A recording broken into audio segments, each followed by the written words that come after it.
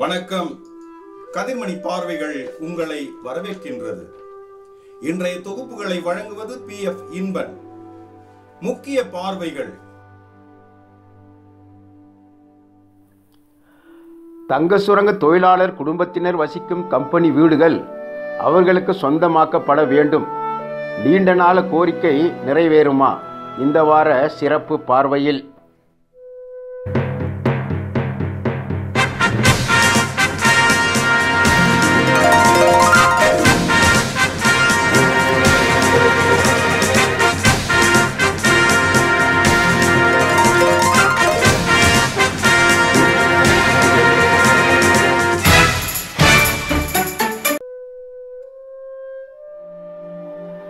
கடந்த 1880ஆம் ஆண்டு ஆங்கிலேய ஜான் டெய்லர் கம்பெனியினால் தங்கவயலில் தங்க சுரங்கம் தொழில் தொடங்கப்பட்டது.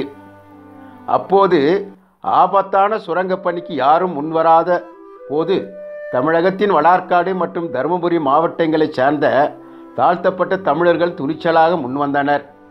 அந்த தொழிலாளர்கள் மற்றும் அவர்களின் குடும்பத்தினருக்காக மாரிகுப்பம் தொடங்கி பாலக்காடு வரை மூங்கில் பிரம்புகளால் ஆன தட்டி வீடுகளை அமைத்து தந்தன.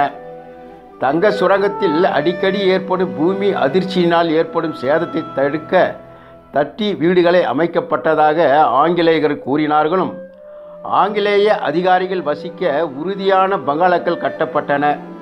பின்னர் அந்த தட்டி வீடுகள் சிமெண்ட் பலகையிலான சுவர்கள் அமைக்கப்பட்டு மாதிரி வீடுகளாக மாறின. சுரங்க தொழிலாளர்கள் பணி ஓய்வு பெற்றதும் இந்த கம்பெனி வீடுகளை காலி செய்து குடும்பத்துடன் தமிழகத்தில் உள்ள சொந்த ஊருக்கு சென்று சேர்ந்தனர். மற்றும் பல தொழிலாளர்கள் பணி ஓய்வு பெற்ற பிறகு இருப்பு தொகை செலுத்திவிட்டு நிறுவன வீடுகளிலே வாழ்ந்து வருகின்றனர். இந்த நிலையில் கடந்த 2001ஆம் ஆண்டு தங்க சுரங்கம் நஷ்டத்தில் இயங்குவதாக கூறி மூடப்பட்டன. அப்போது தங்க சுரங்கில் பணியாற்றி கொண்டிருந்த சுமார் 3100 தொழிலாளர்கள். இவர்களில் 2812 தொழிலாளர்களுக்கு அவர்கள் வசித்து வந்த நிறுவன வீடுகளை அவர்களுக்கே விற்பனை செய்துவிட்டது. மேலும் இந்த வீடுகளுக்கு இருப்பு தொகை கட்டி வசித்து வரும் நிறுவன வீடுகள் 8000 உள்ளன. இந்த நிலையில் தொழிலாளர்களுக்கு விற்பனை செய்யப்பட்ட நிறுவன வீடுகளை தவிர மீதமுள்ள வீடுகள், நிலம் உள்ளிட்ட அனைத்து சொத்துக்களும் தனியார் நிறுவனங்களுக்கு விற்பனை செய்யப்படும் என்று தங்க சுரங்க நிறுவனம் தொடர்ந்து அறிவித்து வருகிறது. இதற்கிடையில் முந்தைய மத்திய காங்கிரஸ் ஆட்சியின் போது வீடு இல்லாத ஏழை மக்களுக்கு இலவசமாக வீடு கட்டித்தரும் ராஜீவ் ஆவாஸ் யோஜனா திட்டம் கொண்டு வரப்பட்டது. ஆட்சி மாற்றம் ஏற்பட்ட பிறகு பாரதிய ஜனதா கட்சி அரசு திட்டத்தை பிரதமர் மந்திரி ஆவாஸ் திட்டம் என பெயர் மாற்றி அனைவருக்கும் வீடு செயல்படுத்தி வருகிறது. அந்த திட்டத்தின்படி குடிசை பகுதிகளில், அதாவது ஸ்லம், ரூபாய் 3,80,000 மதிப்பிலான வீடுகளை அரசு தகுதியானவர்கள் கட்டித்தரும். இந்த திட்டத்தின்படி சுரங்க தொழிலாளர் குடியிருப்பு பகுதி மக்களுக்கும் வீடுகளை பெறும் முயற்சியில் தங்கவயல் மக்கள் இயக்கம் இறங்கியது.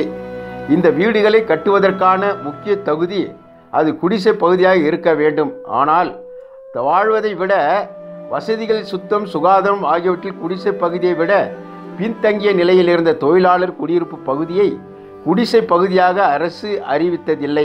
எனவே சுரங்க தொழிலாளர் குடியிருப்பு பகுதிகளை குடிசை பகுதியாக அறிவிக்க வேண்டும் என்று கர்நாடக மாநில அரசிடம் தங்கவயல் மக்கள் இயக்கம் பாதுகாப்பு கோரிக்கை வைத்தது.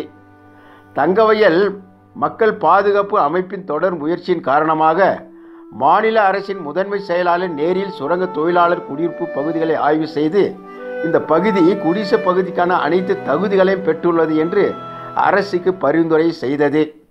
அதனைத் தொடர்ந்து தங்க சுரங்க தொழிலாளர் குடியிருப்பு பகுதிகளிலும் இந்த திட்டத்தை செயல்படுத்த மத்திய அரசு அனுமதி அளித்தது. இது மத்திய மாநில அரசுகளின் கூட்டு திட்டம் என்பதால் கோலார் தங்கவயல் நகராட்சி மூலம் தொழிலாளர் குடியிருப்பு பகுதியில் வசிக்கும் 7500 பேர்களிடமிருந்து இலவச வீடு பெறுவதற்கான விண்ணப்ப படிவங்கள் பெறப்பட்டுள்ளன. இந்த படிவங்கள் அனைத்தும் ஆய்வு செய்யப்பட்டு அரசுக்கு ஆன்லைன் மூலம் நகராட்சி அனுப்பி வைத்தது. ஆனால் அதனைத் தொடர்ந்து இது தொடர்பாக மேற்கொண்டு எந்த நடவடிக்கையும் எடுக்கப்படவில்லை.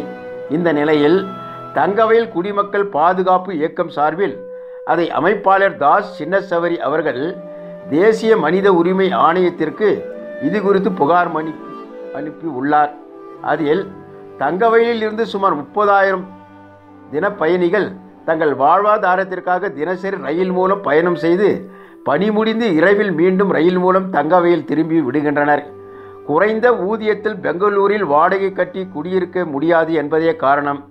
இந்த அவல நிலையில் அடிப்படை வசதிகள் இன்றி வாழ்ந்து வரும் தொழிலாளர் குடும்பங்களுக்கு வீட்டு வசதி ஏற்படுத்தி தர வேண்டும் என்று கோரியுள்ளனர். தேசிய மனித உரிமை ஆணையம் இந்த புகார் மனு விசாரணைக்கு ஏற்றுக்கொண்டுள்ளது.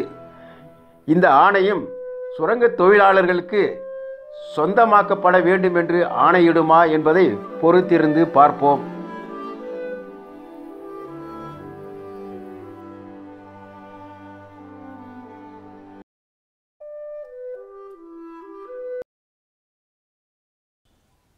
இத்துடன் பார்வைகள் முடிவடைந்தன. மீண்டும் இணைவோம். கதிர்மணி பார்வைகளுக்காக உங்கள் PF இன்பன். வணக்கம்.